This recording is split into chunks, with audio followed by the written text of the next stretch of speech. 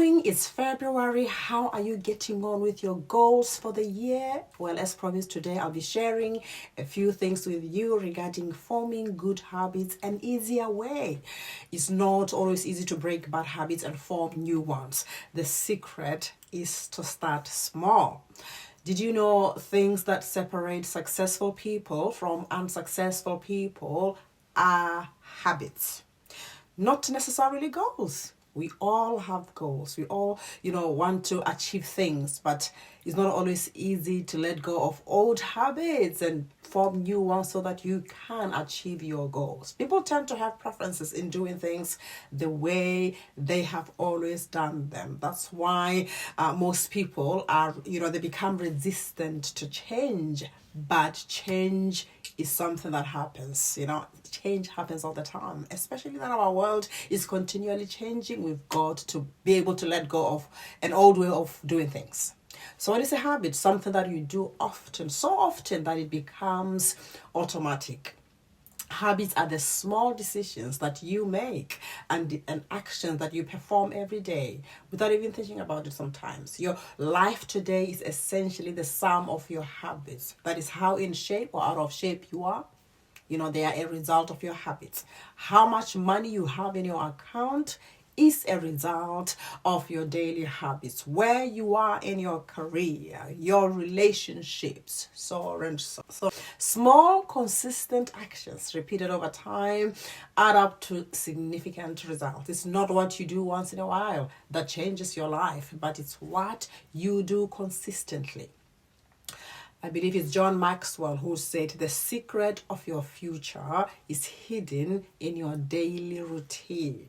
I believe that's called the compound effect. You may have heard of the analogy of the magic penny. Let's say you and your friend are offered two options. One is 3 million pounds all at once, and another option is 1 penny that doubles every day. If you choose the penny on day 10, you have £5 12p, and on day 25,000 pounds, still below your friend's 3 million. But on day 31, your magic penny is now worth 10,737,000. You know what I mean? That's the power of the compounding effect. This analogy doesn't just work financially, but in all other parts, all areas of your life.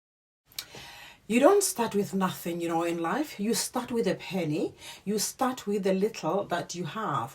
It's just like in the Bible when God asked Moses, what is it that you have in your hand? What is it that you have today that you can start with? Maybe you'd like to write a book, but you don't know how to start and where to start and when to do it. The thing is, you need to just start small. Write a paragraph every morning before your family wakes up, and by the end of the year, you will have a book in your hand. Small habits. Good habits that you may want to start, to incorporate in your life. Maybe things like drinking enough water, exercising, healthy eating, getting enough sleep, reading, eating breakfast, because some people don't eat breakfast, even though it's deemed the most important meal of the day. What else? Things like, making your bed, spending time with your family, spending money wisely, saving, keeping your house clean, reading the Word of God on a regular basis, and praying regularly. These are the good habits that you may want to start incorporating in your life. The thing about developing good habits is you won't have to fight to do something that is important to you. It'll be embedded in you. There'll be no resistance because it's something that comes automatically now. You don't have to think about it. That's the beauty of it. Research says it takes 21 days or more to form a habit. Did you know bad habits, they form by themselves, and good habits have to be deliberately cultivated. That's why it's important to be intentional about doing this. It needs intentionality. Maintaining habits like a well-balanced diet, a regular exercise routine, and a normal sleep schedule can help you. This can help you live a longer, happier, and healthier life.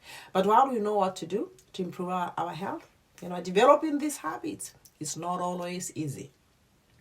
It can be tricky to adapt to a new routine, and it's often tempting to want to return to old ways of doing things if we don't see the immediate results. So here's how to build a good habit and stick to it. Number one, start small. I've said it before and I say it again. The book of Zechariah 4:10, it says we shouldn't despise the days of small beginnings. The smallest habit can have the biggest effect. For example, if you are to fly to LA from New York, and the pilot just changes the angle of the direction by a really small angle, that plane will arrive in Washington DC instead of LA. So be patient, because tiny habits can change the trajectory of our lives. That's the compound effect. James Clear, he says, success is the product of daily habits, not once in a lifetime transformations. No. Number two, be consistent. Don't skip a day. Life does not, life does happen, and you might, skip a day or so because, an emergency came up. But the thing is, you are allowed to skip just one day, but not more than that. If you skip more than a day, 2 days, 3 days, 2 days become 3, 3 becomes 4, 4 becomes a week becomes a month. And before you know it, the good work that you started has gone out of the window. So tell yourself, I'm not skipping a day. No matter how much, I don't feel like doing it, I will do it anyway, because the thing is, doing the right thing, sometimes you just have to do it, even on days when you don't feel like doing it. So don't skip a day. Number 3, have hard to miss cues. For example, change your environment to encourage a new good habit. Put a big bowl of fruit in your dining table instead of biscuits. The thing is, when you feel hungry or peckish, whatever your eyes see, your tummy wants. So help yourself by having hard to miss cues in your environment. Number 4, make your habit easy to adopt. Reduce the friction that prevents you from cultivating that new habit. James Clear, again, he calls it a 2-minute rule. If you want to start running, put on your running shoes and run for 2 minutes only to start with, and eventually your mind will get used to the idea of running after work, and it'll work for you over time. The idea here is to get started, to show up for life. You are now kind of telling your mind that is what you do at that particular time of the day, and then it becomes automatic over time. And then you, instead of running 2 minutes, you add another 10 minutes, you add 20 minutes, and you are somebody who runs every day after work for half an hour. That becomes your new habit. So start small. And also just kind of show up. Make it easy to adopt. Number 5, accountability. Tell a trusted friend or mentor so that you have someone who will hold you accountable. As human beings, we need accountability to be able to succeed in whatever endeavor we choose to do. We need accountability to be disciplined in doing what we said we are going to do. So find somebody to be accountable, to hold you accountable to your word, to your promise to yourself, to really help you be who you want to be.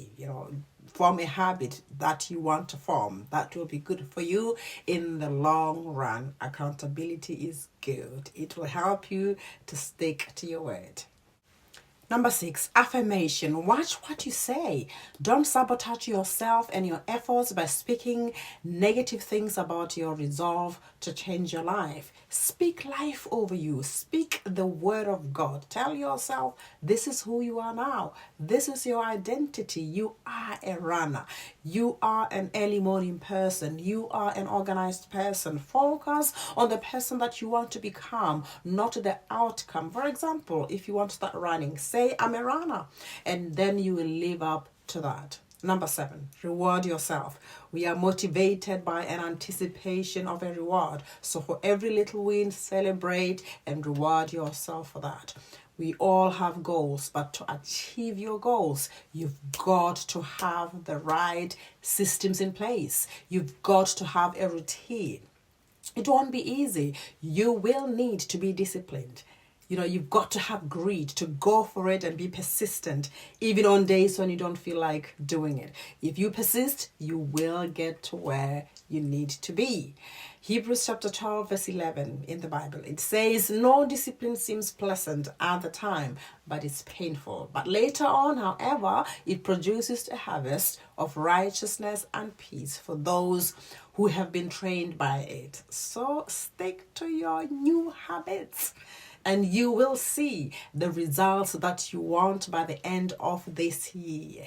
Hey, thank you so much for watching, and I'll see you again in the next video. Take care and see you soon. Bye for now.